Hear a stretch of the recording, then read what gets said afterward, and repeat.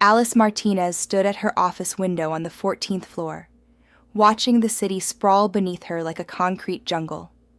At 52, she had spent nearly 3 decades as an environmental engineer, believing she could make a difference. The morning sun cast long shadows across her desk, where files marked confidential sat in neat stacks. Her phone buzzed. Another message from her supervisor. Meeting at 10. Be prepared. She knew what this meant. For 6 months, Alice had been raising concerns about the approval process for new industrial facilities. The patterns were impossible to ignore. Factories with inadequate environmental controls receiving permits within weeks, while legitimate businesses waited months for approval. The common thread was always the same: connections to certain officials, whispered conversations in hallways, and documents that conveniently disappeared from the system. The conference room felt colder than usual when she entered. 5 faces stared at her from across the polished table. Her supervisor, Marcus Webb, sat at the center, his expression carefully neutral. "Alice, thank you for joining us," Marcus began, his voice professionally distant. "We need to discuss your recent conduct." She felt her stomach tighten. "My conduct?" "Your repeated questioning of approved projects has created significant problems. You've sent unauthorized emails to external agencies, accessed files beyond your clearance level, and made accusations against colleagues without evidence." "Those aren't accusations, Marcus. They're observations based on data. The Riverside chemical plant received approval despite failing 3 environmental impact assessments. The paperwork was altered." "Enough." The regional director, Sandra Kovach, cut her off. "Ms. Martinez, we've received complaints about your behavior. You've been hostile to co-workers, created a negative work environment, and refused to follow proper channels for your concerns." Alice's hands trembled slightly. This was it, the retaliation she'd feared but hoped would never come. "I followed every protocol. I submitted formal reports, requested reviews through proper channels. Everything was ignored or blocked." "That's because your concerns were unfounded," Marcus said smoothly. "You've become paranoid, seeing conspiracies where none exist. Several colleagues have expressed concern about your mental state." The words hit her like physical blows. She'd worked with these people for years. Some had been friends, or so she'd thought. "We're placing you on immediate administrative leave," Sandra continued. "There will be an investigation into allegations of unauthorized access to confidential files and potential data theft." "Data theft?" Alice's voice rose despite her effort to stay calm. "I haven't stolen anything. I've been trying to protect—" "That will be all, Ms. Martinez. Security will escort you to collect your personal belongings. Your access credentials are already deactivated." The walk to her office felt surreal, like moving through a nightmare. 2 security guards flanked her as she gathered photographs, a coffee mug her daughter had given her, and a small plant that had survived on her windowsill for 5 years. Co-workers she'd known for decades avoided her eyes, pretending to be absorbed in their screens. In the elevator, she caught her reflection in the polished metal doors. When had she started looking so tired? The woman staring back had gray streaks in her dark hair, lines around her eyes that hadn't been there a year ago, and a defeated slump to her shoulders. The investigation dragged on for 3 months. Alice hired a lawyer, but the case against her was surprisingly well constructed. Someone had planted evidence in her computer files, documents she'd never seen before, emails she'd never sent. Her protests fell on deaf ears.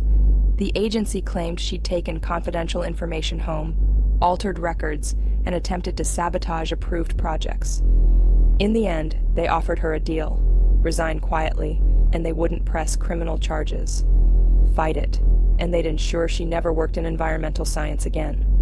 Her lawyer advised acceptance. Fighting would drain her savings, and likely end the same way. She signed the resignation papers on a gray Tuesday morning in November. 28 years of service ended with a signature and a security escort from the building. No retirement party, no farewell emails, No acknowledgement of the thousands of projects she'd reviewed, the environmental disasters she'd helped prevent, or the policies she'd helped craft. The following weeks blurred together. Alice barely left her apartment. She'd wake at odd hours, her mind replaying conversations, searching for the moment everything had gone wrong. Should she have been more diplomatic, less persistent? But how could she have stayed silent when she knew what was happening? Her daughter Maya called regularly from college, worried but not fully understanding what had happened. Alice kept the details vague. There was no point burdening her with the ugliness of it all. By January, Alice's savings were dwindling, and her spirit was broken. The industry she'd devoted her life to had turned its back on her. Former colleagues wouldn't return her calls. Her professional reputation was destroyed. She couldn't even get interviews for positions far below her qualifications. She needed to leave the city, to escape the memories and the accusing stares she imagined everywhere.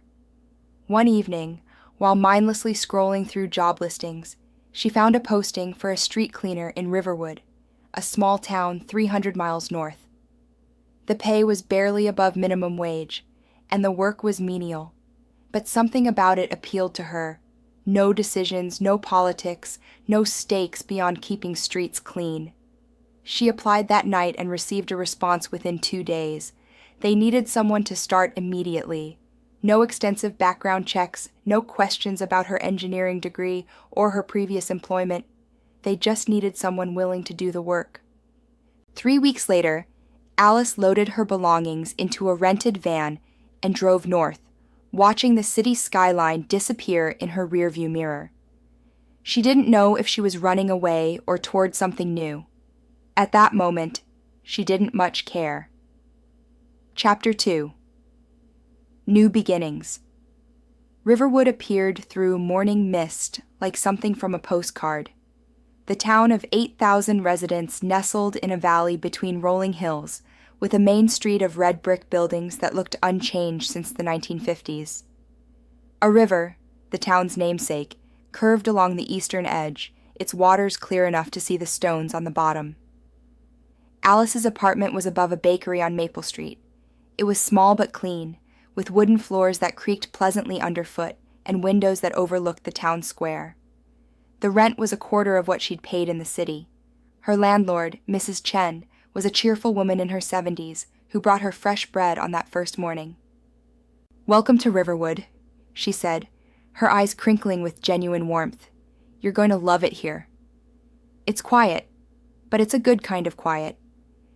The job started on Monday.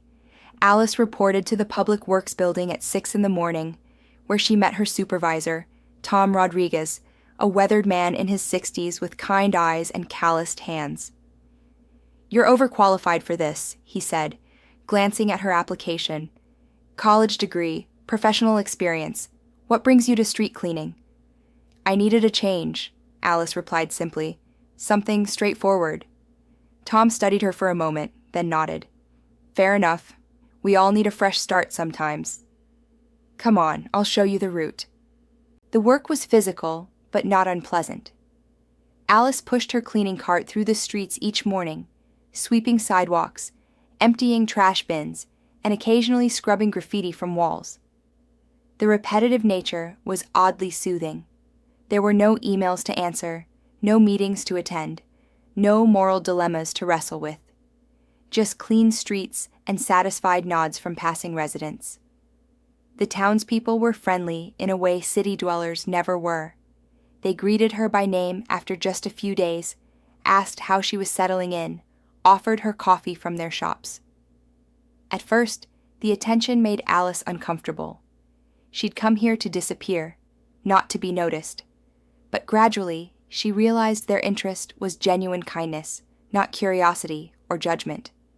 The children especially took to her. A group of kids who played in the town square after school appointed themselves her helpers. They'd race to pick up litter before she reached it, competing to see who could collect the most. "Miss Alice, look! I found 6 bottle caps!" shouted Tommy Chen, Mrs. Chen's 8-year-old grandson, proudly displaying his collection. "That's wonderful, Tommy," Alice replied, surprised to find herself smiling genuinely for the first time in months. "But remember, you don't have to help me. This is my job." "We know," said Emma Rodriguez, Tom's granddaughter, a serious 10-year-old with braids. "But Grandpa says taking care of our town is everyone's job. Besides, you make it fun." Alice found herself looking forward to these afternoon encounters. The children's enthusiasm was infectious, reminding her of Maya at that age, before life became complicated. She started bringing small prizes, colorful erasers, interesting rocks she found, or handmade bookmarks, to reward their environmental efforts. Months passed. Spring turned to summer, and Alice found a rhythm in her new life. She woke early, worked her route, then spent afternoons reading in the park or helping Mrs. Chen in the bakery. Evenings were for long walks along the river, where she'd watch the water flow past and feel some of the tension gradually leave her shoulders. She spoke to Maya once a week, keeping conversations light. Her daughter was thriving at university, too absorbed in her own world to notice the careful editing in Alice's stories about small-town life. Alice was glad for that. Maya didn't need to know about the nightmares that still woke her, or the moments of panic when she'd see someone in a suit and briefly think they'd found her. Tom became an unlikely friend. They'd have coffee in the public works break room, and he'd share stories about Riverwood's history, the families who'd lived here for generations, and the slow changes the town had experienced over decades. He never pried into her past, seeming to understand that she needed time and space. "You're good at this," he said one morning as they reviewed the week's schedule. "Not just the work, though you're thorough, but with people. The town's taken to you." "They're good people," Alice replied. "It's easy to like them." "They see something in you, too," Tom said thoughtfully. "Leadership quality, maybe. The way you organize those kids, how you've improved efficiency on your route. You've got experience beyond what this job requires." Alice felt a familiar anxiety spike. "I just like things organized."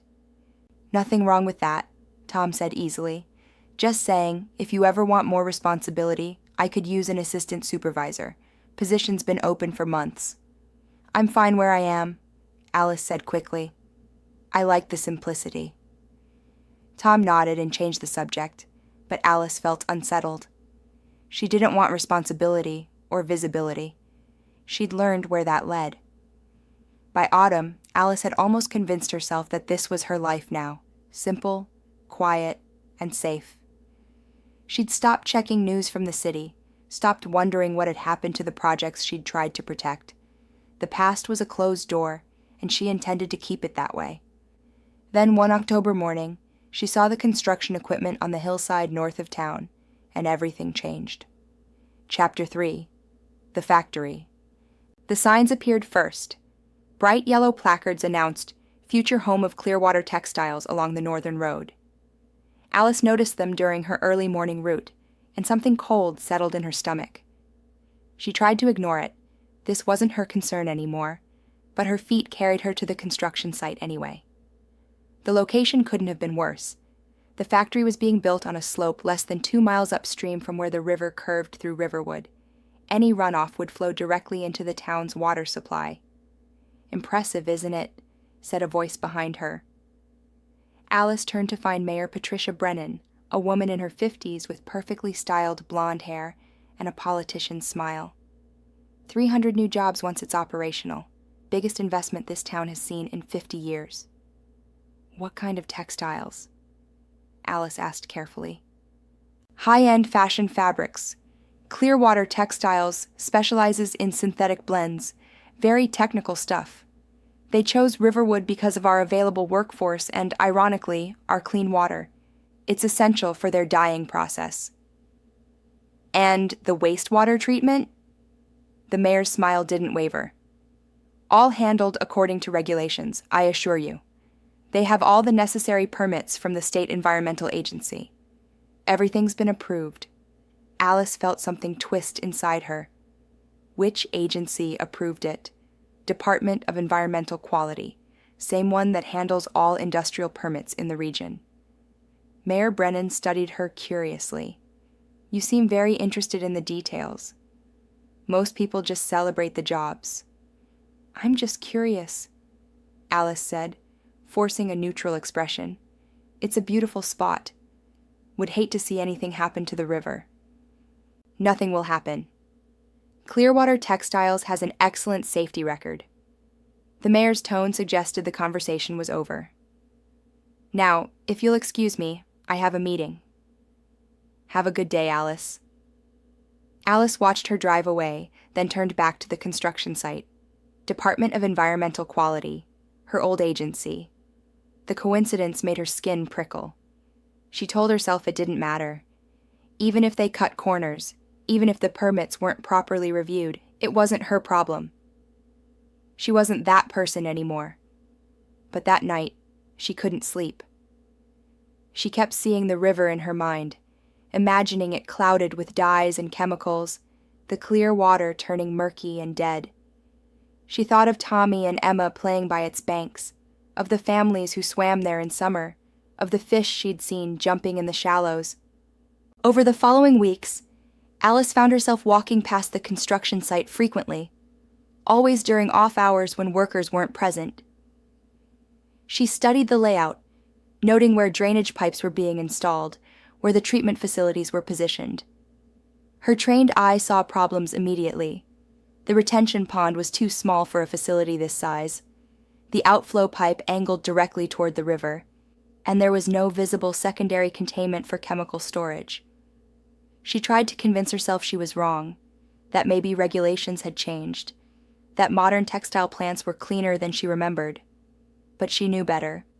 The chemicals used in synthetic fabric dyeing were toxic. Heavy metals, formaldehyde, caustic compounds that would devastate aquatic ecosystems if not properly treated. In November, the factory opened. There was a ribbon-cutting ceremony with speeches about economic growth and job creation. Alice watched from a distance as Mayor Brennan posed for photographs with executives from Clearwater Textiles. The new employees seemed excited, grateful for the opportunity. She wanted to share their optimism, but dread sat heavy in her chest. The first signs appeared within weeks. Alice noticed it during her morning route. A slight discoloration in the river, a sheen on the surface that hadn't been there before. She knelt by the bank, dipped her fingers in the water, and immediately caught the faint chemical smell. Her engineer's instincts kicked in despite her attempts to suppress them. She began documenting what she saw. Photographs of the water at different times of day, notes about changes in clarity and odor, observations about the foam accumulating along the banks. She told herself she was just being thorough, not planning anything, but deep down she knew she was gathering evidence. By December, the changes were obvious to everyone. The river that had once sparkled crystal clear now had a grayish tint.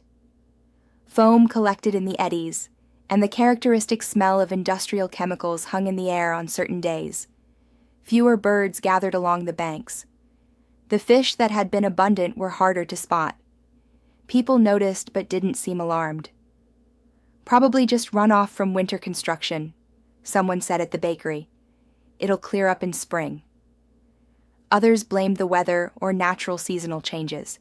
Nobody wanted to admit that their economic salvation might be poisoning their town. Alice wanted to stay silent. She'd learned the cost of speaking up, felt the scars that hadn't fully healed. But watching the river deteriorate day by day felt like watching someone die slowly while everyone looked away. One afternoon, Emma approached her in the town square. The girl's usual brightness was dimmed.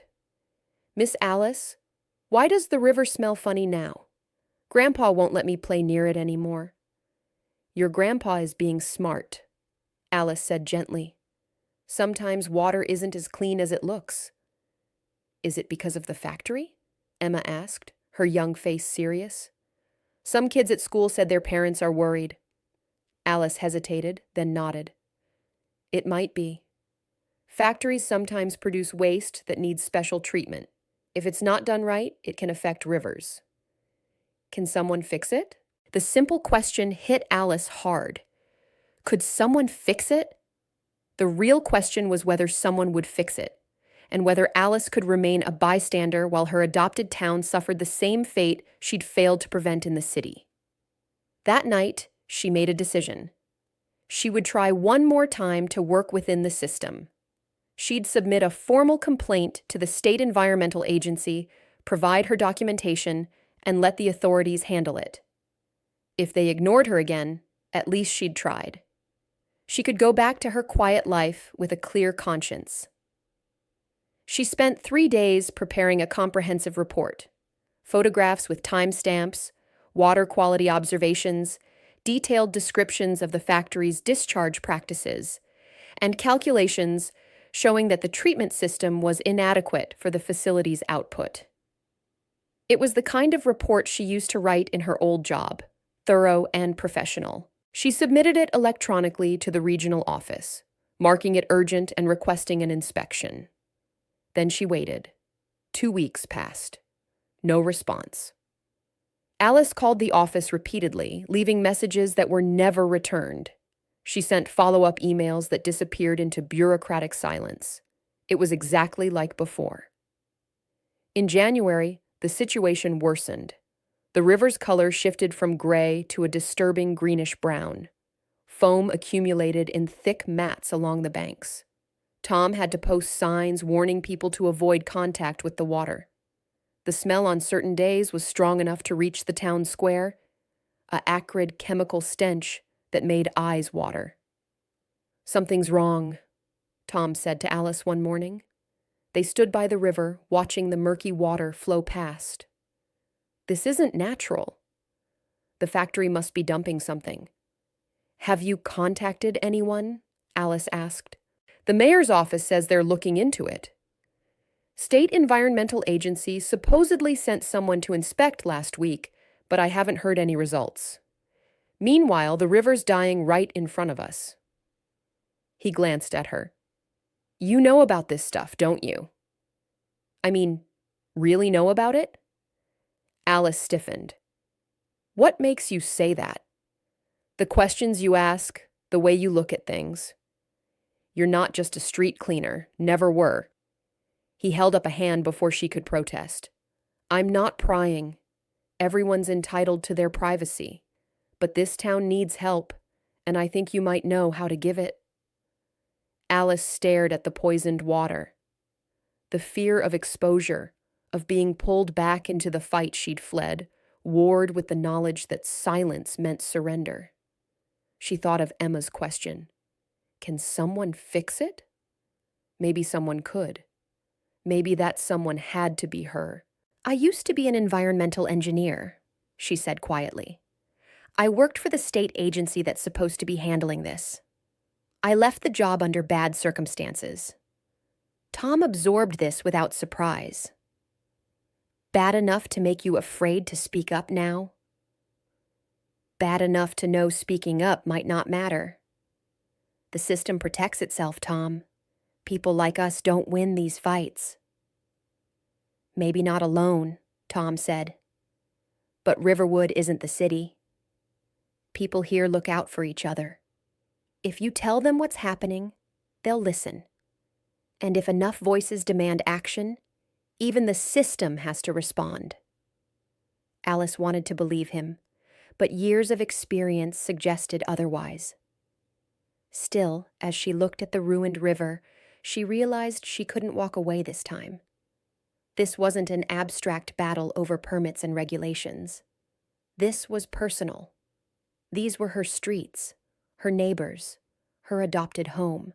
"I need to test the water properly," she said finally. "Get real data, not just observations. Can you help me get samples?" Tom smiled grimly. "Tell me what you need." Alice bought a basic water testing kit from an online supplier using funds she could barely afford. It wasn't professional laboratory equipment, but it would provide enough data to support her observations. She collected samples at different points along the river, upstream from the factory, directly below it, and where the water passed through town. The results confirmed her worst fears. The samples downstream from the factory showed elevated levels of heavy metals, particularly chromium and lead, along with synthetic compounds commonly used in textile dyeing. The pH was dangerously alkaline, and dissolved oxygen levels were plummeting.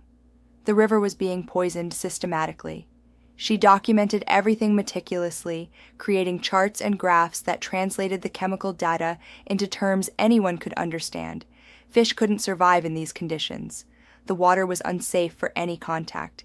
If the contamination continued, the river would become biologically dead within months. Tom looked over her findings in the Public Works office, his face growing darker as he read. "This is worse than I thought. We need to show this to people." "We need to show it to the authorities first," Alice said. "Give them one more chance to do their jobs." She sent the data to every agency she could think of: State Environmental Protection, Public Health, Water Management Commission. She included her contact information and made herself available for questions. Then she waited again, though this time with less hope. The responses, when they came, were predictable. Form letters thanking her for her concern, assurances that the matter was being investigated, requests for patience while proper procedures were followed. No acknowledgement of the urgency, no concrete timeline for action. Meanwhile, the contamination intensified. In late January, a section of riverbank vegetation died overnight, the plants turning brown and collapsing into the water. Several dogs that drank from the river became violently ill. Parents forbade their children from going near the water, ending a tradition of riverside play that had existed for generations. The town was growing uneasy, but most people still clung to faith in the authorities. Surely someone would fix this. Surely the government wouldn't allow a factory to poison an entire town's water supply. Surely there were protections in place. Alice recognized the denial. She'd seen it before in communities facing environmental disasters, the reluctance to believe that institutions designed to protect them might fail, or, worse, actively enable the harm. People wanted to trust the system because the alternative was too frightening. She needed to break through that denial, to make people see that they couldn't wait for salvation from above. But how? Public meetings would be easy for authorities to dismiss. Letters to newspapers might be ignored or buried. She needed something that would create undeniable momentum. The answer came from an unexpected source. One afternoon in early February, Emma and 3 of her friends approached Alice in the town square. The usually cheerful children looked worried. "Miss Alice, we want to do something about the river," Emma said. "It's getting worse and nobody's fixing it." "Can we help?" Alice's instinct was to protect them from the ugliness of the situation. "That's very sweet, but this is complicated adult stuff." "We're not babies," insisted Danny, a skinny 11-year-old with braces. "We use the internet. We've seen what happens when rivers get polluted. This is our town, too." "Our teacher, Mrs. Patterson, said young people changed the world before," added Sophie, Danny's twin sister. "We could make signs, have a protest." "Social media!" interrupted Tommy excitedly. "We could post videos and pictures.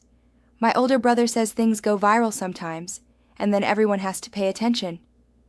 Alice felt something shift in her perspective. She'd been thinking in terms of official channels and professional protocols, the failed methods of her previous life. But these children were suggesting something different. Grassroots action amplified by modern technology. Not waiting for permission from authorities, but creating pressure they couldn't ignore.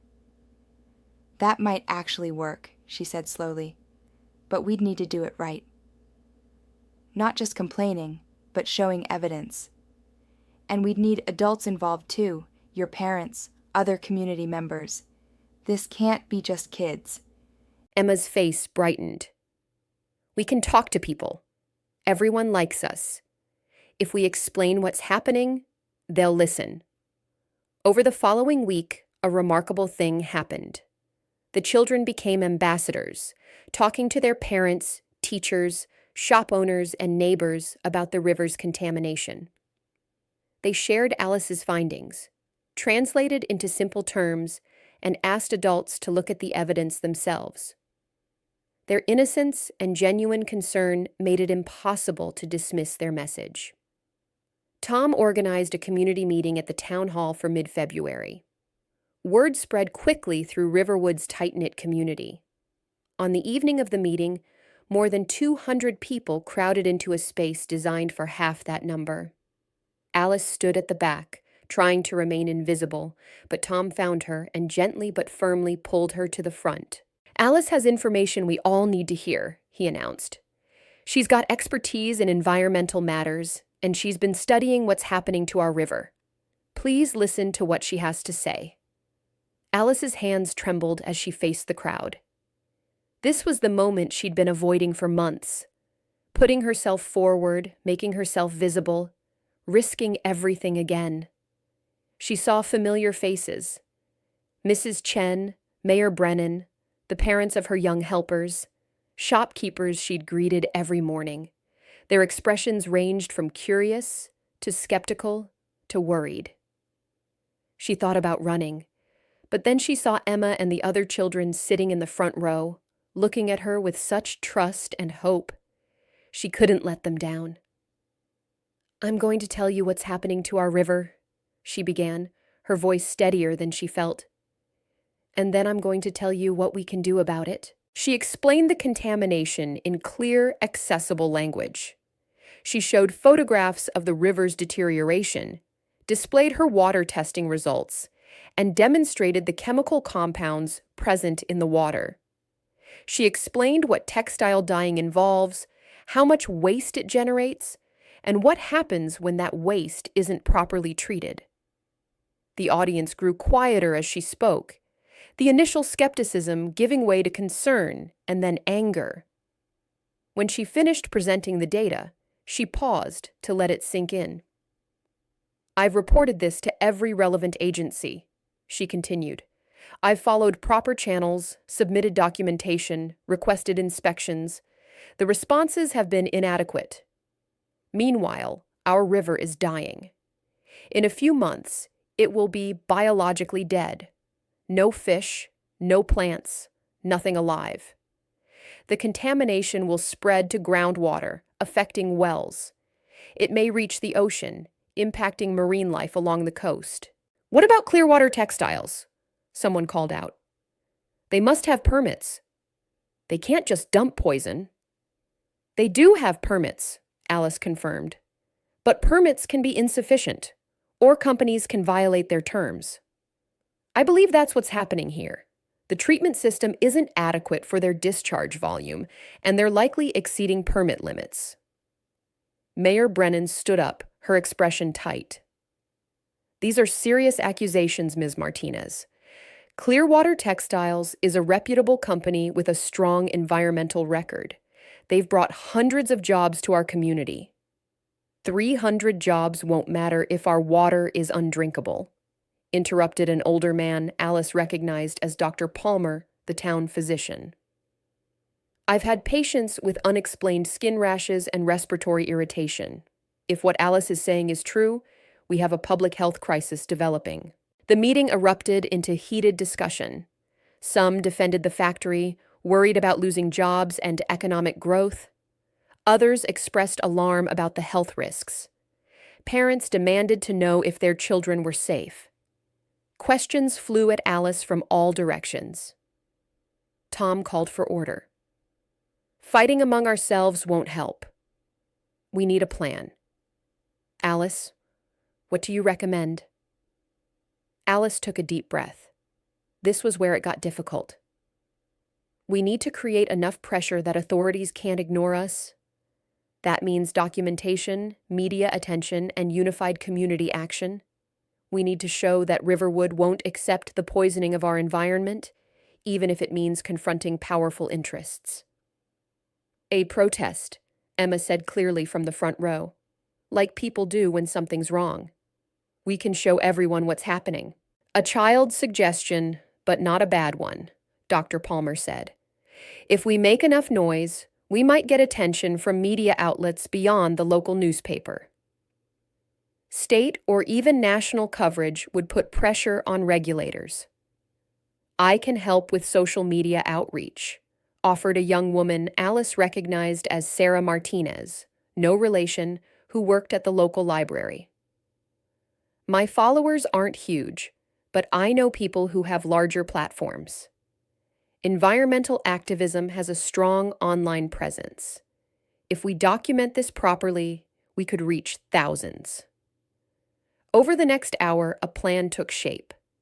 They would organize a peaceful demonstration at the factory, document the river's condition extensively, create social media campaigns with clear messaging and compelling visuals, reach out to environmental organizations and journalists, and maintain pressure on regulatory agencies through coordinated letters and calls. Not everyone agreed. Some people left the meeting angry, convinced that Alice was an outside agitator threatening their economic security. But more stayed, energized by the possibility of making a difference. Mayor Brennan departed with a warning that protests might violate local ordinances, but her threat felt hollow in the face of community determination. As people filed out, making plans and exchanging contact information, Tom pulled Alice aside. "You okay?" That was a lot. Alice realized she was shaking, but not from fear. It was adrenaline, energy, something she hadn't felt since before her world collapsed. "I'm terrified," she admitted, "but also angry. And maybe that's what I needed." "You gave them hope," Tom said. "And more importantly, you gave them information and a path forward. That's leadership." "I'm not a leader," Alice protested. You're someone who refused to be silent when silence was easier," Tom interrupted. "That's exactly what a leader is." As Alice walked home that night, she passed the river. Even in darkness, she could smell the contamination. But she also felt something she'd lost months ago, a sense of purpose. She wasn't running anymore. She was standing her ground, and this time, she wasn't standing alone. The protest was scheduled for February 28th, giving them 2 weeks to prepare. Alice threw herself into organizing with an intensity that surprised her. The skills she'd developed over decades, project management, data analysis, strategic communication, all proved useful in ways she'd never imagined. Sarah Martinez proved invaluable for social media outreach.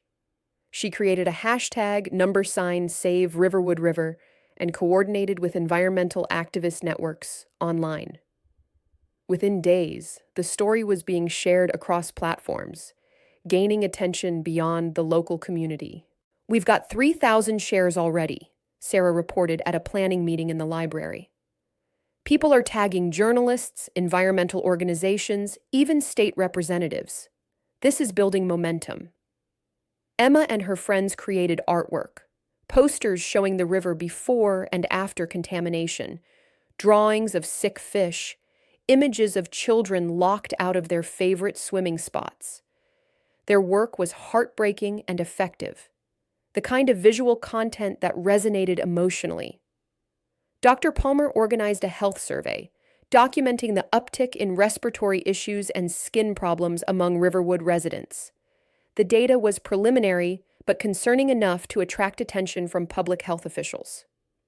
Tom coordinated with other towns along the river, discovering that Riverwood wasn't alone in experiencing problems. Communities downstream reported similar contamination, creating a coalition of affected parties that strengthened their case. Alice prepared the technical documentation, comprehensive reports on water quality, chemical analysis, and the factory's inadequate treatment systems. She contacted former colleagues who hadn't been part of her persecution, carefully building a network of expert voices willing to validate her findings. Not everyone supported the effort. The mayor publicly criticized the protest as misguided and potentially harmful to the town's economy. Clearwater Textiles issued a statement denying any environmental violations and threatening legal action against anyone making false claims. Some residents worried that activism would scare away future businesses. They're trying to divide us, Tom said at another planning meeting, making people choose between jobs and health. But that's a false choice. We can have both if companies operate responsibly.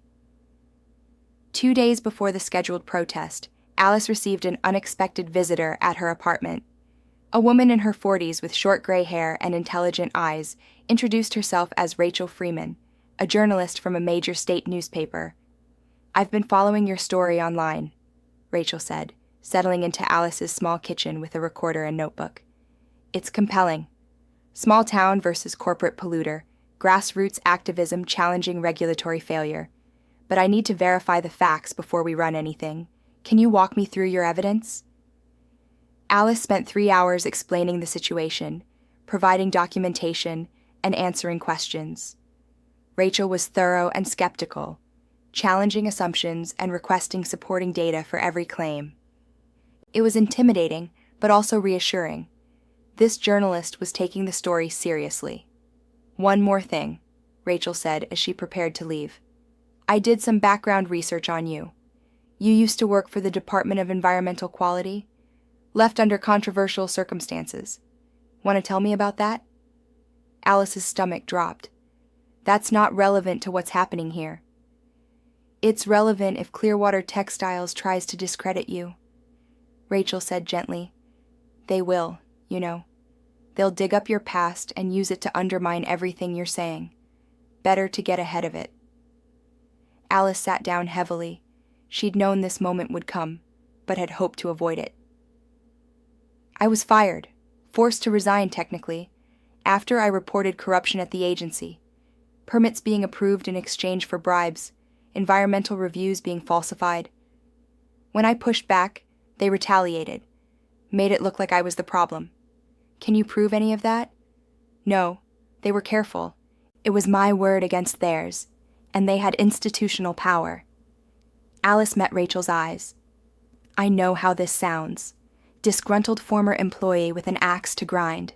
That's exactly what they'll say." "Maybe," Rachel said thoughtfully, "but I've covered environmental stories for 15 years. Your pattern fits what I've seen before. Whistleblowers getting destroyed for threatening powerful interests. And here's the thing. Your personal history doesn't change the chemistry of that water. The contamination is real, documented, and verifiable. That's the story. Will you write it? I'm going to do better than that.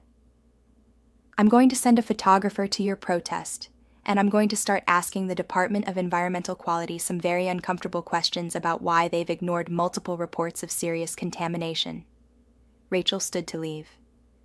"Your past might make you controversial, but it also makes you credible. You're someone who sacrificed everything once before to do the right thing. That matters." After Rachel left, Alice sat in her apartment feeling exposed and vulnerable. The protective anonymity she'd built was crumbling.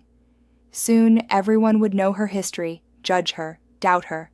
But maybe Rachel was right. Maybe the truth of the contamination mattered more than her damaged reputation. The morning of February 28th dawned cold and clear.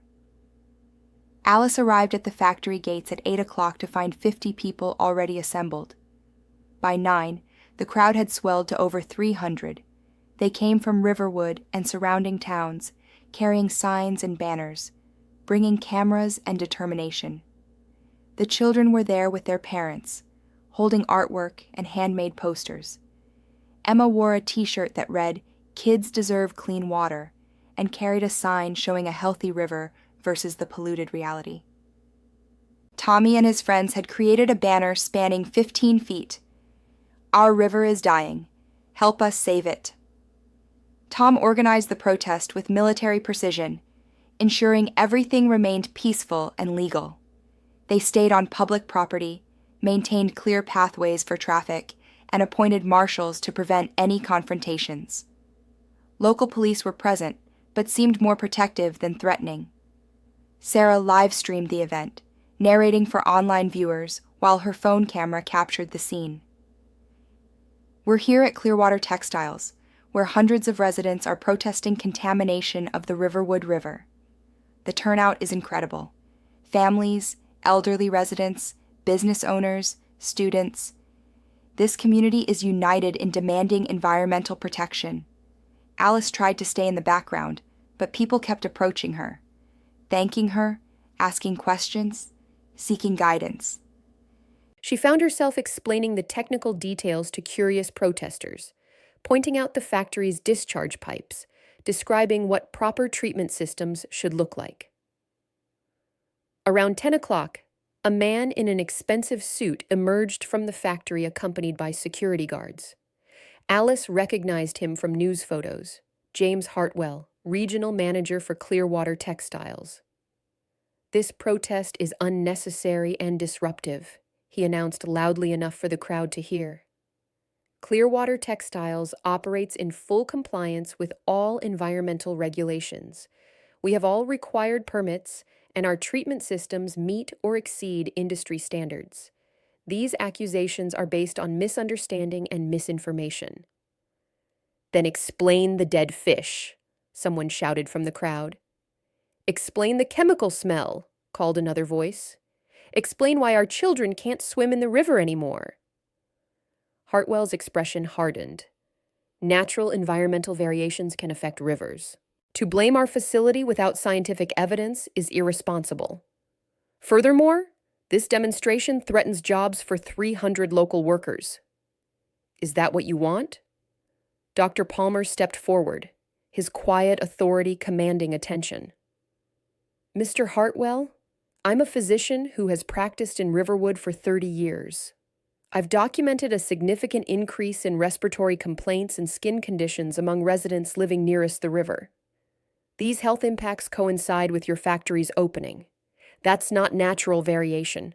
That's environmental illness. I'd be happy to review any legitimate health data through proper channels," Hartwell replied stiffly. "But this public spectacle isn't the appropriate forum for such discussions." "You're right," said Rachel Freeman, stepping forward with her press credentials visible. "The appropriate forum would have been regulatory oversight before you began operations. The appropriate response would have been the Department of Environmental Quality taking citizen complaints seriously. Since those proper channels failed, people have no choice but to make their voices heard publicly." Hartwell's eyes narrowed. "And you are?" Rachel Freeman, State Tribune. "I'd love to interview you about your treatment processes, permit conditions, and discharge practices. I have specific questions about chromium levels in your wastewater and whether your retention systems are adequate for your production volume."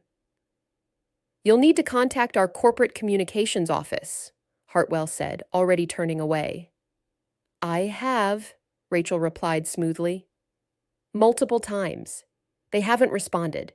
It's almost like you're avoiding accountability." The exchange was caught on multiple cameras and phones, spreading across social media within minutes. Hartwell's dismissive attitude and refusal to engage made him look evasive, while the protesters appeared reasonable and concerned. The optics were devastating for Clearwater Textiles. Her phone rang. Maya's name appeared on the screen. "Mom, I just saw you on the news." Her daughter's voice mixed concern and pride. "Why didn't you tell me you were organizing protests? And what's this about you being an environmental engineer? You said you did office work at your old job." Alice closed her eyes. Another consequence of stepping forward. She could no longer hide the truth from her daughter. "It's complicated, honey. Can we talk this weekend? I promise I'll explain everything." "You'd better," Maya said, but her tone was gentle. "But Mom, I'm proud of you. What you're doing is brave. I just wish you'd told me you were struggling." After they hung up, Alice sat in darkness, processing the day. She'd broken her promise to herself, to stay hidden, to avoid conflict, to never again stick her neck out for a cause. But somehow, breaking that promise felt like reclaiming a part of herself she'd lost. Her computer pinged with an email. The sender was marked anonymous, but the message made her heart race. "I work at DEQ. I remember what they did to you. You were right about the corruption. I've been collecting evidence for 2 years. Documents, emails, recordings. What's happening in Riverwood is the same pattern. Clearwater Textiles paid for expedited approval. Their permits shouldn't have been granted. I can't come forward publicly without losing my job and possibly facing criminal charges, but I can help you. The attached files are just a sample. Use them carefully. Someone needs to stop this. The email contained a dozen attachments: internal memos, permit applications, inspection reports. Alice opened them with shaking hands. They were explosive.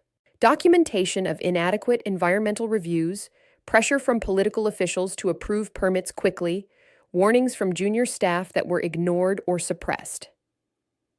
One document made her gasp: an internal memo from her old supervisor, Marcus Webb, recommending approval of Clearwater Textiles permits, despite acknowledged deficiencies in their treatment system. The memo was dated 3 months before the factory opened, and it explicitly referenced political pressure from the governor's office to support job creation. This was the evidence she'd never been able to obtain before: proof that the system was broken, that permits were being granted not based on environmental protection, but on political expediency. It vindicated everything she'd claimed when they destroyed her career. But it also terrified her. Using this information meant going to war with powerful people who had already proven willing to destroy her once. It meant potentially exposing her anonymous source to retaliation. It meant escalating far beyond a local protest about one factory. She thought about Emma asking if they were winning. She thought about the dead riverbank vegetation, the sick children, the poisoned water. She thought about the person who'd risked everything to send her this information, trusting her to use it wisely. Alice opened a new document and began to write. Not a report this time, a strategy. If the system was corrupt, they needed to go around it. Media exposure, public pressure, legal challenges, political accountability. They'd built a foundation with today's protest. Now they needed to build a movement. She worked through the night, energized by purpose. By dawn, she had a comprehensive plan. It was ambitious, risky, and would likely make powerful enemies. But for the first time since her life had collapsed, Alice Martinez felt like herself again. Not a victim hiding from the past, but a fighter ready to face the future. The day after the protest, Riverwood woke to find itself at the center of regional attention. Rachel's article had been picked up by news outlets across the state. Television stations ran segments about the contamination. Environmental organizations issued statements supporting the community. The hashtag continued trending, amplified by activists and concerned citizens. But with visibility came backlash. Clearwater Textiles released a lengthy statement accusing protesters of spreading false information and threatening legal action against anyone making defamatory claims. They announced they were conducting their own environmental assessment and demanded an apology from community leaders for damaging their reputation. Mayor Brennan called an emergency town council meeting. Alice attended, sitting in the back row, but was called forward almost immediately. Ms. Martinez, your activism has created a difficult situation for Riverwood, the mayor said coldly. Clearwater Textiles is threatening to close their facility or relocate. That would cost us 300 jobs and significant tax revenue. I need you to explain exactly what evidence you have for these contamination claims. Alice stood, aware that the meeting was being recorded and streamed online. I have water quality tests showing elevated heavy metals and synthetic compounds. I have photographic evidence of environmental degradation. I have health data from Dr. Palmer showing increased illness among Riverside residents. And I have documentation that Clearwater Textiles' treatment system is inadequate for their discharge volume. Documentation from where? Challenged Councilman Davis, a local business owner. Are you claiming to have inside information about their operations? Alice hesitated. She couldn't reveal the anonymous source or the files she'd received. I'm claiming expertise in environmental engineering and the ability to assess industrial systems based on publicly visible evidence. So, speculation, Davis said dismissively. You're asking us to risk our economic future on speculation from someone who was fired from the agency that approved these permits. The attack was direct and personal. Alice felt the familiar shame rising, but pushed it down. I wasn't fired for incompetence. I was fired for reporting corruption. There's a difference. According to you, Davis shot back. We only have your word for that. You also have the contaminated river, Tom interjected, standing from his seat. Whatever Alice's employment history, the water quality is a fact. Our residents are getting sick. That's a fact. The factory opened, and suddenly our river started dying. That's a fact. We can argue about credentials and motivations, but we can't argue with chemistry. Dr. Palmer added his support. I've documented genuine health impacts. This isn't hysteria or exaggeration. People are experiencing real symptoms that correlate with environmental exposure to industrial chemicals. The meeting devolved into heated argument. Supporters of the protest clashed with those worried about economic consequences. The council ultimately passed a resolution requesting a comprehensive environmental inspection from state authorities, but stopped short of demanding any action against the factory. It was a weak response, but Alice took some encouragement from the fact that official governmental recognition of the problem had been secured. The council couldn't ignore the issue anymore, even if they weren't prepared to confront it directly. Over the following weeks, the situation escalated in multiple directions. The State Department of Environmental Quality announced they would conduct an inspection of Clearwater Textiles, though they wouldn't specify when. The factory continued operations while maintaining their position that all environmental controls were functioning properly. Meanwhile, Alice and her coalition intensified their efforts. They organized weekly water quality testing, documenting the continuing contamination. Sarah coordinated social media campaigns, sharing updates and maintaining public attention. Tom worked with other affected communities to build a regional coalition. Rachel continued investigating, publishing follow-up articles that kept pressure on regulators. Alice carefully studied the documents her anonymous source had provided. They painted a disturbing picture of systemic dysfunction at the DEQ.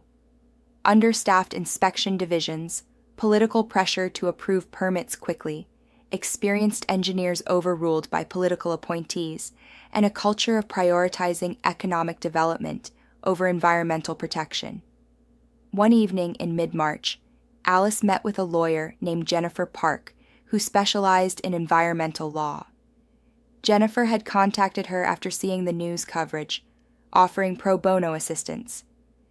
These documents are valuable, Jennifer said, reviewing the materials Alice had shared, but they present a problem. If they were obtained improperly, or if using them would expose your source, we need to be very careful. Can we use them at all? Alice asked. Possibly, but strategically. We might be able to leverage them in settlement negotiations or use them to guide investigation requests without revealing we have them. The real question is whether you want to pursue legal action. Against Clearwater Textiles? Against them, and potentially against the Department of Environmental Quality for negligent oversight.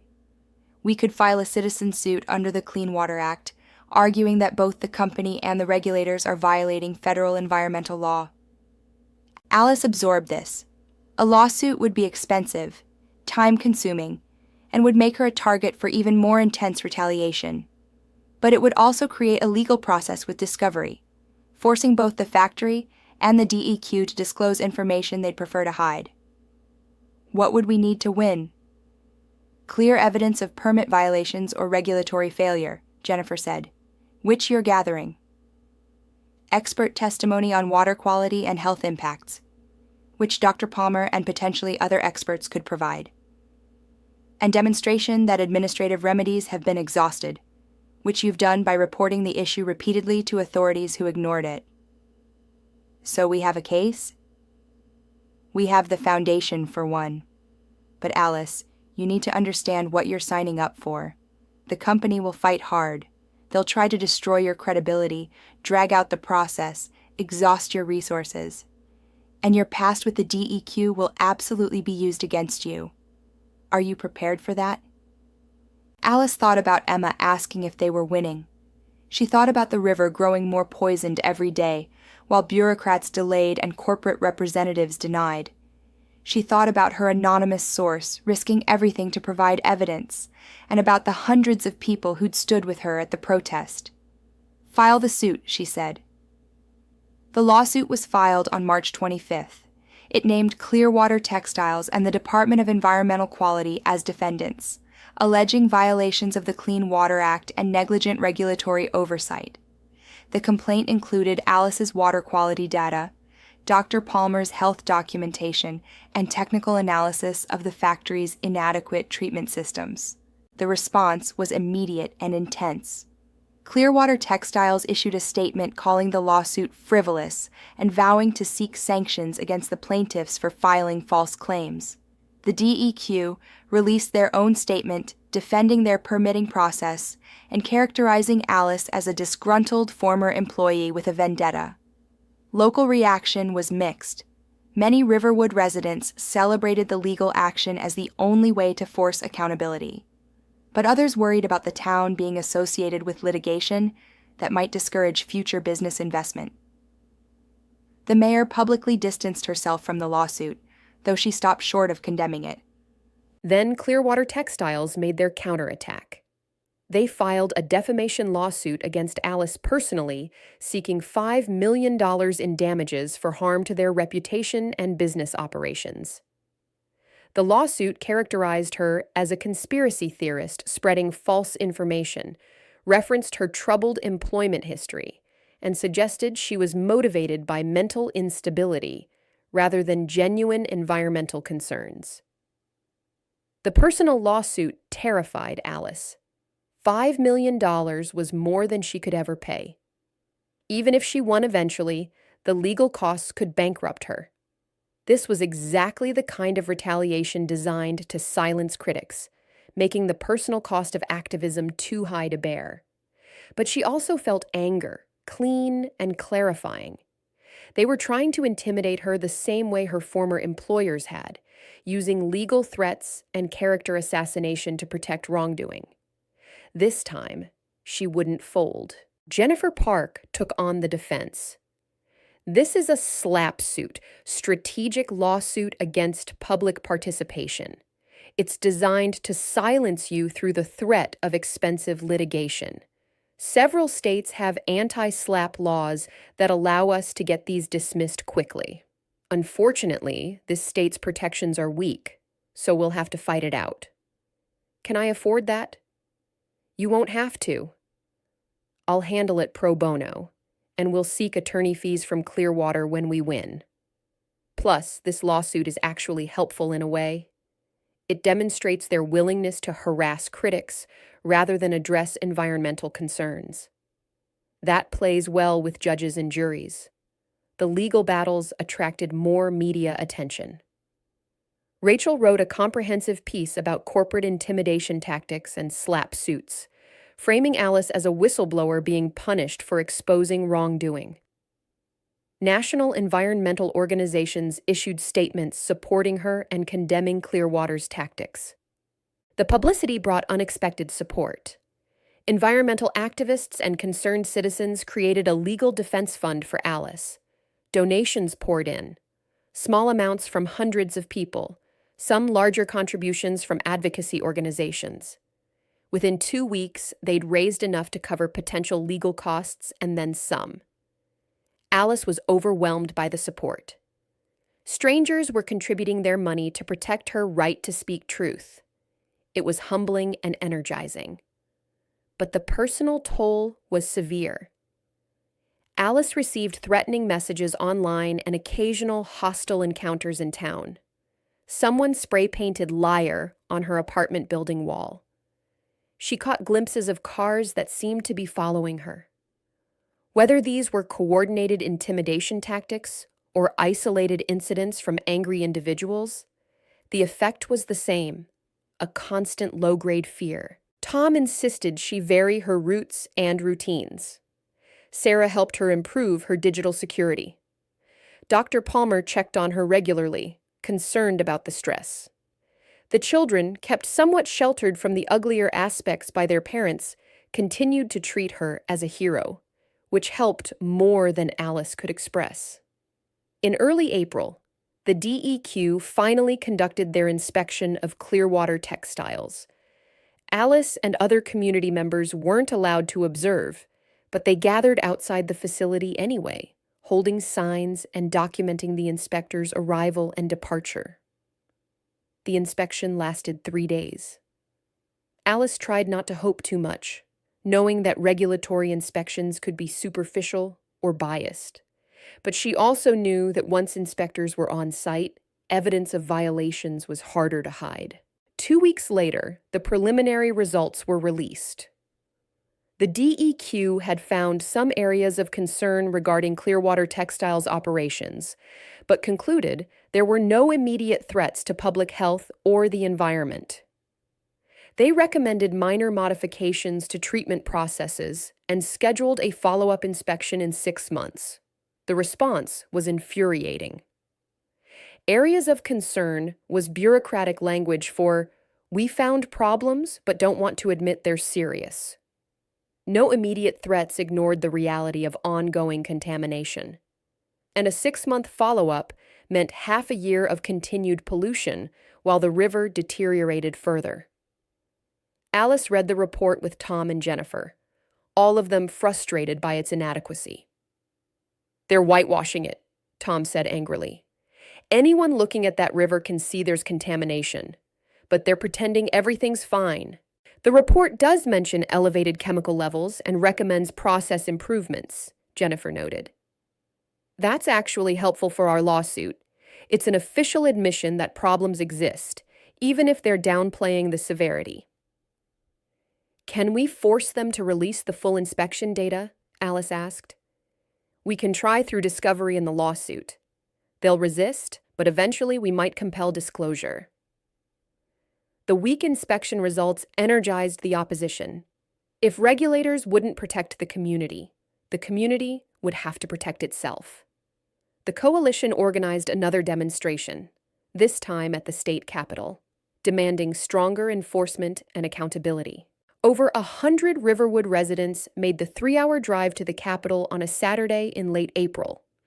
They crowded into the legislative building, meeting with representatives and delivering petition signatures. Over 10,000 people supporting stronger environmental protections and calling for investigation of the DEQ's handling of the Clearwater Textiles permits. Alice spoke at a press conference on the Capitol steps, flanked by residents, environmental advocates, and supportive legislators. "We're not asking for special treatment," she said, her voice carrying across the assembled crowd and into news cameras. "We're asking for equal treatment. We're asking that our health and environment be protected as vigorously as corporate interests. We're asking that laws already on the books be enforced." A reporter called out a question. "Ms. Martinez, Clearwater Textiles says you're spreading false information and have filed a lawsuit seeking millions in damages. How do you respond?" "I respond with facts," Alice said calmly. "The river is contaminated. That's a fact documented by multiple independent tests. Residents are experiencing health problems. That's a fact documented by medical professionals. The factory's treatment system is inadequate. That's a fact observable by anyone with environmental engineering knowledge. Clearwater Textiles is trying to make this story about me instead of about their pollution. I won't let them." Another reporter. "You were fired from the DEQ. Doesn't that undermine your credibility?" Alice had known this question would come. She'd prepared an answer, but speaking it aloud still required courage. "I was forced out of the DEQ for reporting corruption, permits being approved improperly, environmental reviews being falsified, political pressure overriding professional judgment. I couldn't prove it at the time, which is why they succeeded in destroying my career. But what's happening in Riverwood is the same pattern. A facility that should never have received permits is polluting a community while regulators look the other way. If standing up to that kind of corruption costs me my reputation, then so be it. Some things are more important than career. The admission made headlines. By speaking openly about her past, Alice had taken away the opposition's primary weapon. They could no longer reveal her secret history because she'd already disclosed it herself. More importantly, by framing her termination as retaliation for whistleblowing rather than as punishment for wrongdoing, she'd recontextualized the narrative. Not everyone believed her version of events, but enough people did. Enough people recognized the pattern of powerful interests attacking those who challenged them. Enough people looked at the contaminated river and realized that regardless of Alice's past, her present claims were valid. The Capitol demonstration generated significant media coverage and political pressure.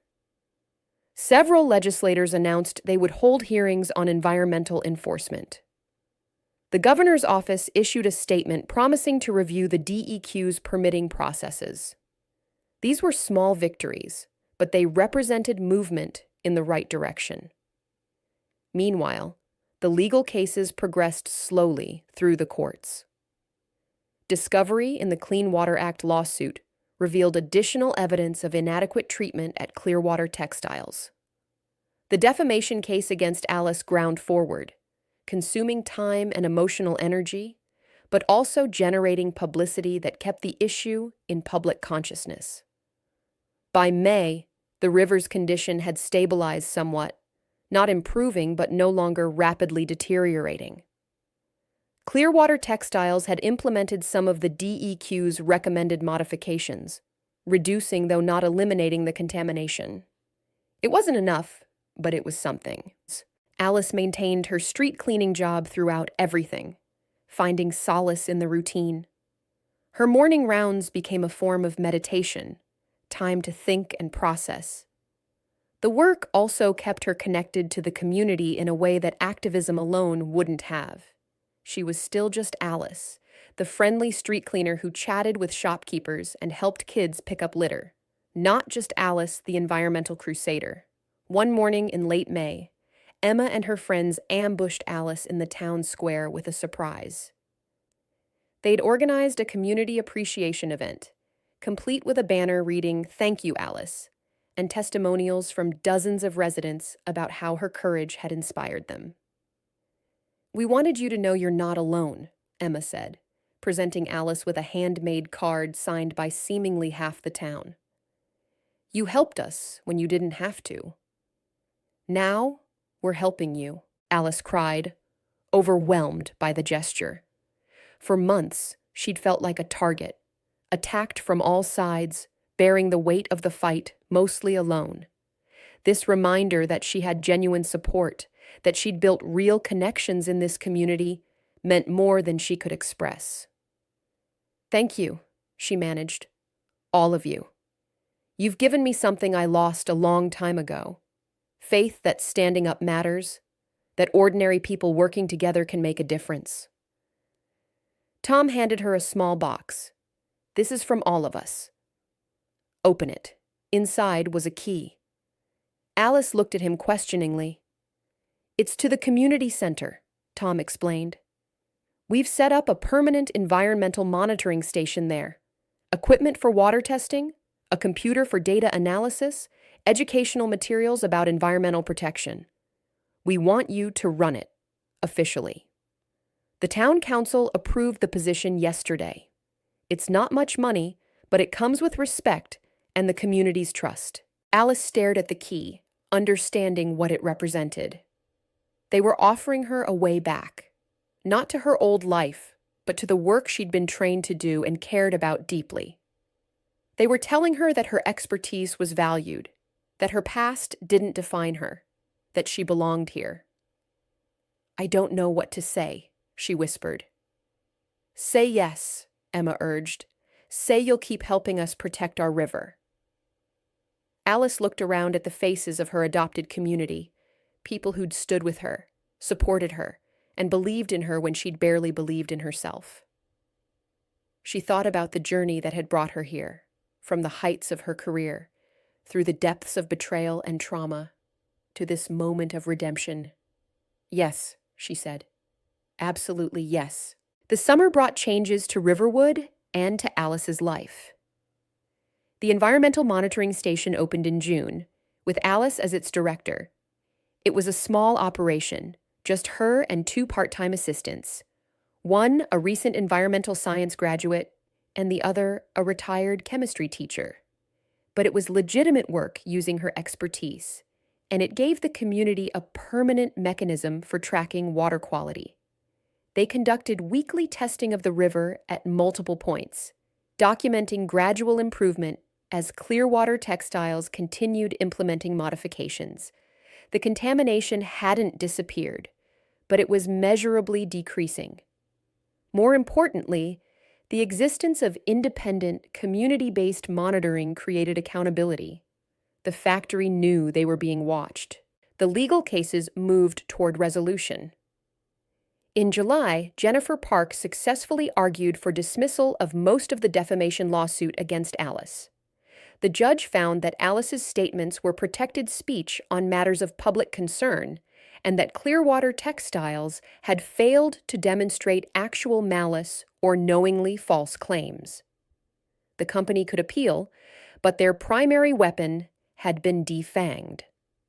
The Clean Water Act lawsuit was progressing through discovery, uncovering more evidence of both corporate violations and regulatory negligence.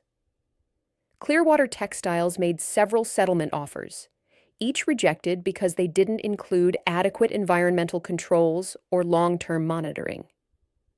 Jennifer was holding out for a comprehensive agreement that would actually protect the river. In August, the political pressure finally produced results. The governor announced a comprehensive review of the DEQ's permitting processes and replaced several senior officials, including Marcus Webb, Alice's former supervisor. An independent investigation was launched into allegations of corruption and improper permit approvals. Alice followed the developments with mixed emotions. Vindication felt good. Her claims about systemic problems were being validated. But it also reopened old wounds, reminding her of everything she'd lost 2 years ago. The investigation might eventually clear her name officially, but it wouldn't restore the years she'd given to public service or compensate for the trauma of betrayal. Rachel Freeman interviewed her about the DEQ shakeup for another article.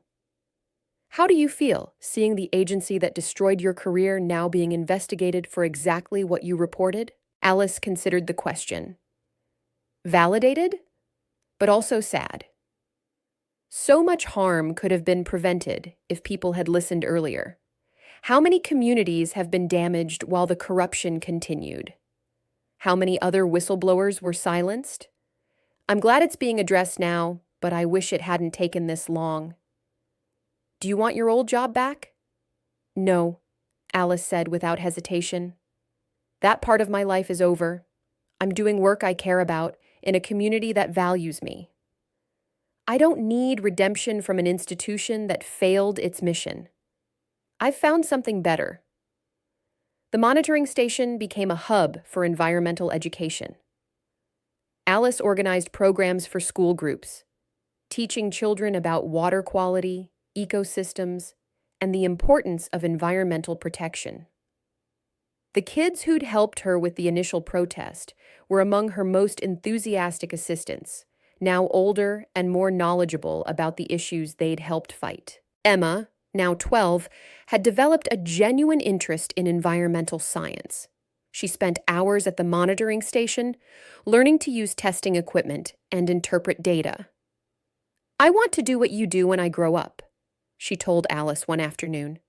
Help protect the environment and stand up to companies that pollute. You can do anything you set your mind to, Alice replied.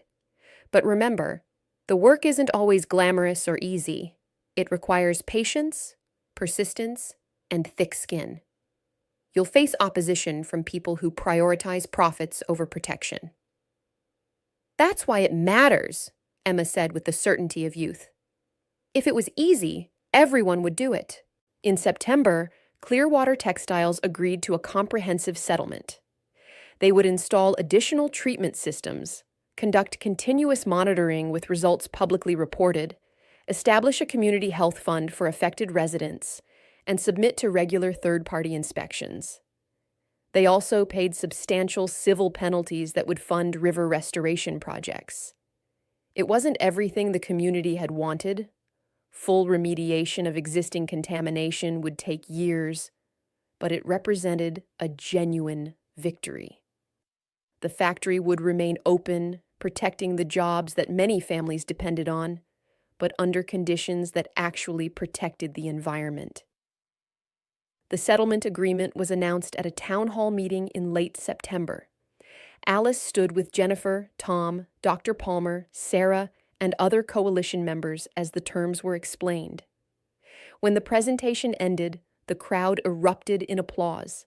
Mayor Brennan, who'd been skeptical of the activism early on, acknowledged the community's achievement. This outcome demonstrates what's possible when citizens engage constructively on important issues. I'm proud of Riverwood for standing up for our environment while also finding a path forward that protects jobs and our economy. Alice wanted to point out that the mayor hadn't supported them initially, that the government had failed to act until forced by public pressure. But she held her tongue. This was a moment for celebration, not recrimination.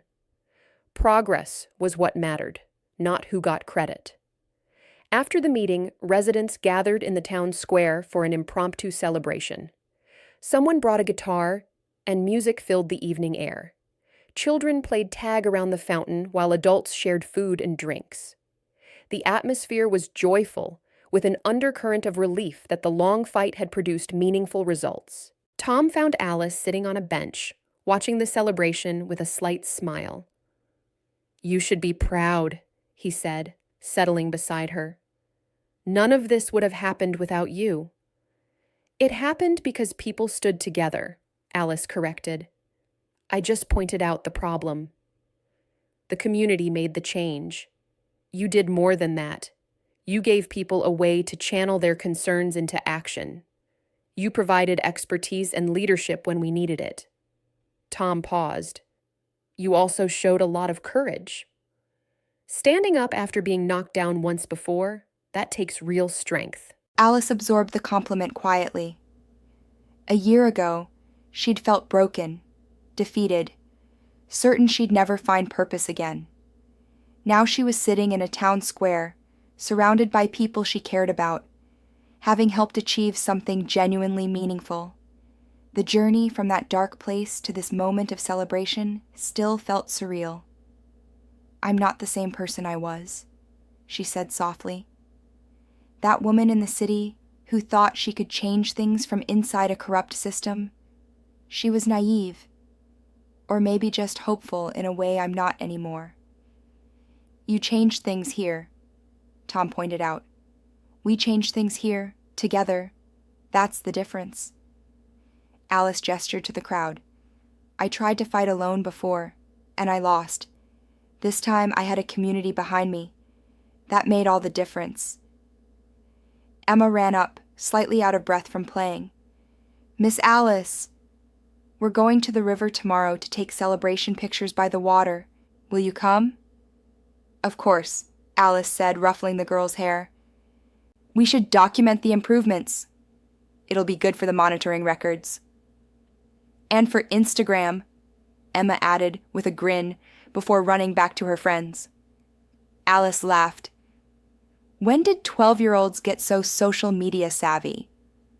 "When they had a teacher who showed them how to use it for activism," Tom replied. "Sarah says Emma's already planning a youth environmental network for the region. You've created a generation of activists." The thought was both thrilling and slightly terrifying, but mostly thrilling. The celebration continued into the evening. As darkness fell and the crowd gradually dispersed, Alice walked along Main Street toward her apartment. The streets she cleaned every morning looked different in the soft glow of streetlights, peaceful, beautiful. Home. She passed the bakery and waved to Mrs. Chen, who was closing up for the night. She nodded to Officer Martinez, still no relation, on his evening patrol. She stopped briefly in front of the community center where her monitoring station was housed, feeling a swell of satisfaction at the official placard that now read Riverwood Environmental Protection Office. At her apartment, she found a package waiting. Inside was a letter from Maya and a framed photograph. The letter read, "Mom, I found this picture from when I was little. You in your DEQ uniform, looking so proud and professional. I used to be confused about why you left that job and seemed so sad. Now I understand. You didn't leave because you failed. You left because you succeeded in being the person you taught me to be. Someone who stands up for what's right, even when it's hard. I'm framing this picture because I want you to remember who you've always been. The job changed, but you didn't. I love you, and I'm so incredibly proud to be your daughter. Love, Maya." Alice stared at the photograph, seeing a younger version of herself in the crisp uniform, holding a plaque for outstanding service. That woman looked confident, optimistic, ready to make a difference. She'd lost sight of that person in the aftermath of her fall, convinced that her best days were behind her. But maybe Maya was right. Maybe she hadn't changed fundamentally. She'd been knocked down, hurt, traumatized, but the core of who she was, someone who cared about protecting the environment and standing up to wrongdoing, had survived. It had taken a small town and a contaminated river to remind her of that. She placed the photograph on her mantel, next to the key to the community center and the handmade card from Emma. These were her new symbols of success, not awards from government agencies or professional accolades, but tangible evidence that she'd made a real difference in people's lives. October brought the first anniversary of Alice's arrival in Riverwood. The transformation was remarkable, both in the town and in herself. The river, while not fully restored, showed clear signs of recovery. Fish had returned to areas they'd abandoned. The chemical smell was gone. The water, though not yet pristine, was clean enough that the town council was planning to reopen swimming areas by next summer. The monitoring station had become a model for other communities. Towns up and down the river valley were requesting help setting up their own citizen-based environmental protection programs. Alice found herself traveling to give presentations and training, sharing the lessons learned from Riverwood's experience. The DEQ investigation concluded in November with damning findings. Over a dozen officials were fired or forced to resign. Criminal charges were filed against several individuals, including Marcus Webb, for accepting bribes and falsifying documents. The agency underwent comprehensive restructuring, with new leadership committed to restoring public trust. Alice received an official letter from the DEQ's new director, apologizing for her wrongful termination and offering full reinstatement with back pay and benefits. It was the vindication she'd once desperately wanted, formal acknowledgement that she'd been right all along, that the persecution she'd suffered was unjust. She declined the offer, politely but firmly. "I appreciate the acknowledgement," she wrote in response, "but I've found meaningful work elsewhere. I hope the reformed agency will honor the mission it was created to serve. The people of this state deserve better than what they've received." Instead, she accepted a position on the DEQ's new Citizens Advisory Board, a role that allowed her to influence policy without being part of the institutional structure. It felt right, maintaining independence while contributing her expertise. The defamation lawsuit was finally dismissed in December, with Clearwater Textiles ordered to pay Alice's legal fees. The company issued a grudging statement, acknowledging that Alice's concerns about environmental contamination had been legitimate and expressing commitment to responsible operations.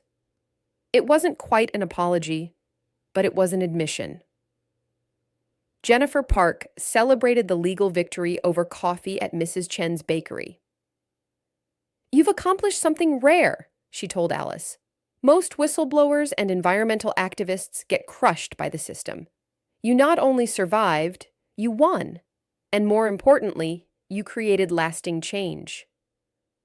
"I didn't do it alone," Alice said, a refrain she'd repeated so often it had become automatic. "True, but you were the catalyst. You had the knowledge, the courage, and the credibility, even when they tried to destroy that credibility to make people listen." Jennifer stirred her coffee thoughtfully. "There's something else. I've been contacted by a national environmental law organization. They want to create a legal defense fund for citizen activists facing slap suits and corporate intimidation. They want to name it after you, the Alice Martinez Environmental Justice Legal Defense Fund." Alice was stunned. "They want to name a fund after me?" "Your case has become well known in environmental law circles. You represent what's possible when communities stand together against polluters. Your story gives other activists hope that they can fight back and win." Jennifer smiled. "You've become a symbol, whether you wanted to or not." The idea was overwhelming. Alice had never sought to be a public figure or a symbol. She'd just wanted to protect a river and the community around it. But if her experience could help others facing similar fights, maybe there was value in accepting that visibility. "Tell them yes," she said. "But make clear that the fund is for communities, not individuals. The work is always collective." Christmas came to Riverwood with snow and celebration. The town organized a holiday festival in the square with ice skating, caroling, and a community dinner. Alice attended with Maya, who'd come home from college for the break. "This place suits you," Maya said, watching her mother interact comfortably with townspeople. "You seem happy in a way you never did in the city." "I am happy," Alice confirmed. "Not every day, not perfectly. The trauma doesn't just disappear, but I've found purpose again, and people I care about. That's more than I thought I'd have." They walked along the river, bundled against the cold. The water flowed clear under a thin layer of ice at the edges. It was beautiful and peaceful, showing no signs of the poison that had nearly killed it. "Do you ever regret how things turned out?" Maya asked. "You could have had a big career, important positions, recognition. Instead, you're working in a small town that most people have never heard of." Alice thought about the question seriously. A year ago, I would have said yes. I felt like I'd lost everything. But now? No regrets. I did lose a career, but I gained something more valuable. Proof that one person really can make a difference, that communities are stronger than corporations, that truth eventually prevails even when institutions fail. "That's very philosophical," Maya said with a slight smile. "It's very practical," Alice corrected. "These aren't abstract principles. They're lessons learned through hard experience. And they're lessons I hope you'll remember when you face your own challenges." Maya linked her arm through her mother's. "I will. You taught me that quitting when things get hard isn't the same as walking away from something toxic. You taught me that starting over isn't failure, it's courage. And you taught me that the most important victories aren't always the biggest ones. Sometimes, saving one river in one small town matters more than anything that happens in the halls of power." They stood together by the river as snow began to fall, watching the water flow toward the sea. Alice felt a profound sense of peace. She'd traveled a long, painful path from her professional destruction to this moment, but every step had been necessary. The woman she'd been couldn't have done what needed to be done here. She'd needed to be broken down and rebuilt, to learn humility and community, to understand that real power comes not from institutional authority, but from people standing together. 5 years later, Alice Martinez stood at a podium in the state capitol, addressing a legislative committee on environmental protection reform. She was 57 now, with more gray in her hair, but also more confidence in her bearing. The years in Riverwood had weathered her, but also strengthened her. The Riverwood case demonstrates why citizen monitoring and grassroots activism are essential components of environmental protection, she told the assembled legislators. Government agencies play a crucial role, but they're vulnerable to political pressure and regulatory capture. When communities have the tools and knowledge to monitor their own environments, they create accountability that institutions alone cannot provide. The committee was considering legislation to fund community environmental monitoring programs statewide, using the Riverwood model. Alice had been invited to testify as an expert witness, sharing the lessons learned from 5 years of successful operation. After her testimony, several legislators approached her with questions and thanks. One representative, a woman in her 40s, pulled Alice aside. "I followed your story when it first broke," she said quietly. "I'm a former environmental engineer too. I left the field after, let's say, I encountered similar problems to what you experienced. Your courage in speaking up inspired me to get into politics, to try to change things from a position of power. Thank you for that." Alice felt the familiar mixture of emotions: pride that her actions had inspired others, sadness that so many people had experienced similar betrayals. "Thank you for not giving up. We need people like you in positions where they can make policy." "We need people like you too," the representative replied. "On the ground, doing the work, keeping us honest." It takes both. Alice returned to Riverwood that evening, arriving just in time for the monthly community meeting at the Environmental Monitoring Station.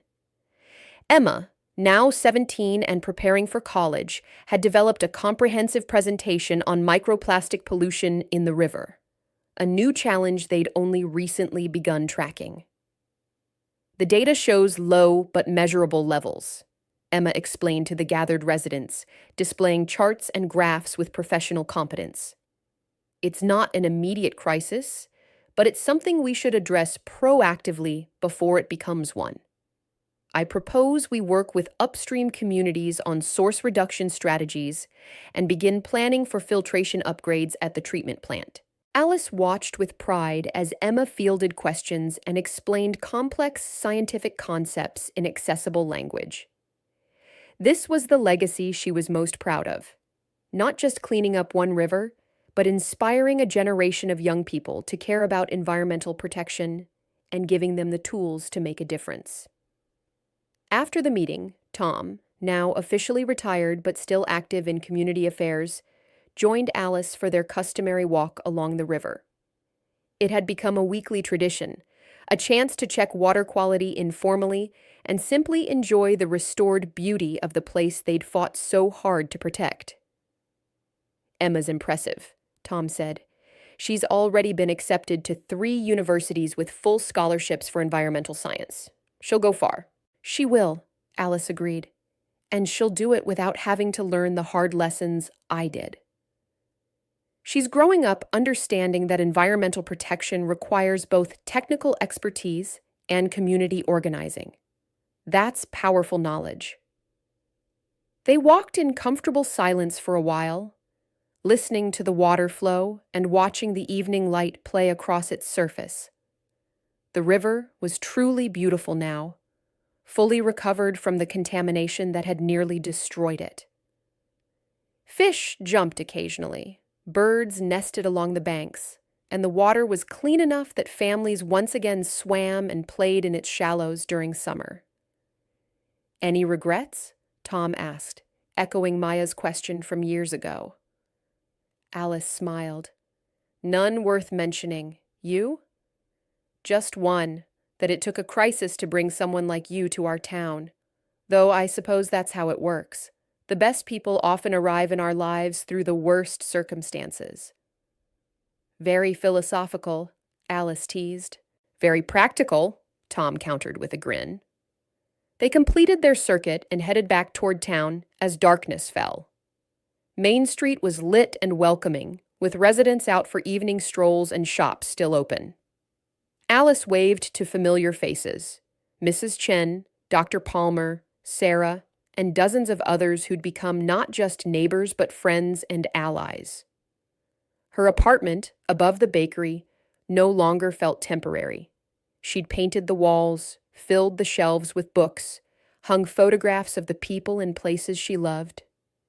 It was home in a way the city apartment had never been, because it represented not just shelter, but belonging. As she settled in for the evening, Alice reflected on the journey that had brought her here. She'd lost a prestigious career, suffered betrayal and trauma, fled in shame to a town where nobody knew her name. She'd worked a menial job while wrestling with depression and fear, convinced her best days were behind her. But then she'd seen a factory poisoning a river, and something inside her had refused to stay silent. That choice, to speak up one more time, to risk everything again, had changed not just her life, but an entire community.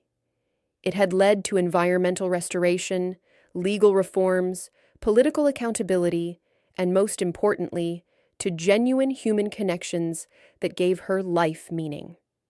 The woman she'd been at 52, broken and hiding, would never have imagined being happy again. But at 57, Alice Martinez was exactly that. Happy, purposeful, and proud of the person she'd become through adversity. Her phone buzzed with a message from Maya. "Mom, I told my professor about your legislative testimony today. She wants to interview you for her research on environmental activism. You're kind of famous in academic circles now. Who knew my mom was a badass?" Alice laughed and typed back, "Language. And I'm not famous. I'm just someone who refused to quit. Big difference."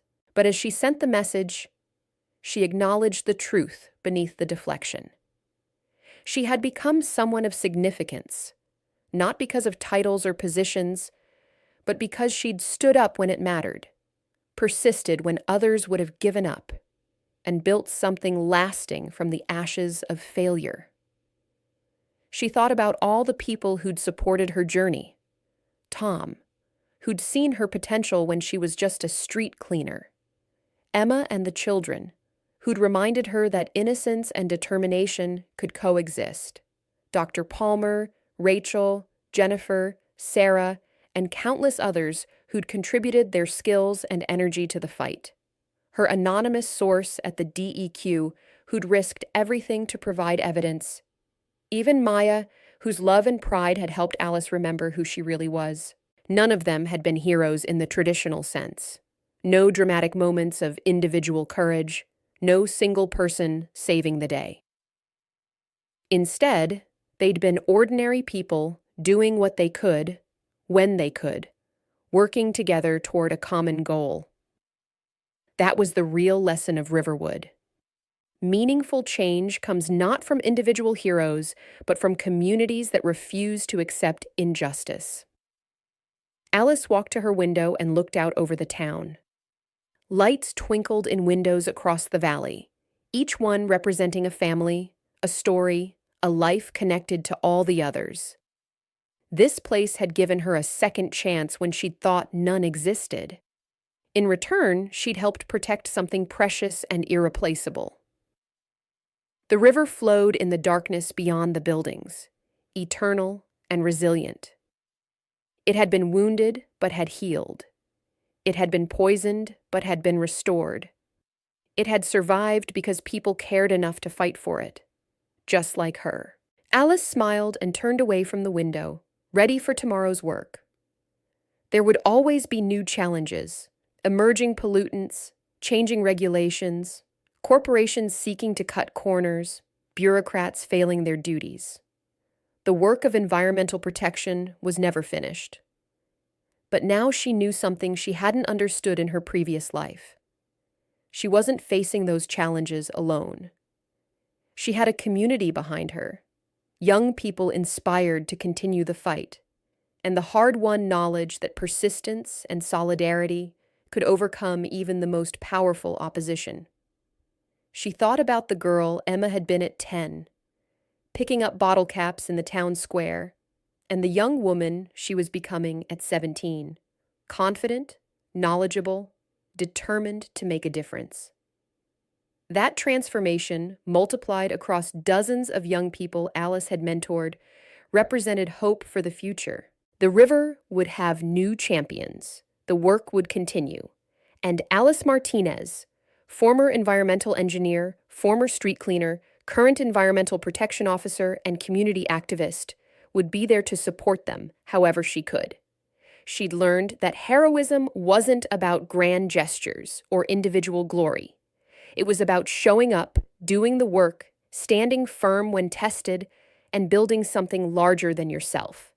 It was about falling down and getting back up, about being broken and allowing yourself to be rebuilt, about losing everything and discovering what truly mattered. The journey from her 14th floor office to a small apartment above a bakery had seemed like a fall from grace. But grace, Alice had learned, wasn't found in status or position. It was found in purpose, in community, in the quiet satisfaction of work well done and lives genuinely touched. As she prepared for bed, Alice looked one more time at the framed photograph of her younger self in the DEQ uniform, standing beside the key to the community center and Emma's handmade card. 3 symbols of different chapters in her life, all part of the same story. A story of service, loss, resilience, and ultimately, redemption. Tomorrow she would wake early, conduct her water quality tests, meet with community members about new environmental concerns, and continue the endless work of protecting the place and people she loved. It was simple work in many ways, unglamorous and often routine. But it was also heroic work, the kind of everyday heroism that actually changed the world. One river, one town, one community at a time. Alice turned off the light and settled into the comfortable darkness of her home, at peace with her past, engaged with her present, and hopeful about her future. The river flowed on through the night, carrying its stories toward the sea, stories of destruction and restoration, of poison and healing, of ordinary people achieving extraordinary things when they stood together and refused to give up. And in a small apartment above a bakery on Main Street, a woman who had once been broken slept soundly, dreaming of clear water and bright futures, knowing that she had become exactly who she was meant to be. If this story touched you, don't forget to like, comment, and subscribe. We'd love to hear what inspired you the most. And where in the world are you watching from? Let us know below.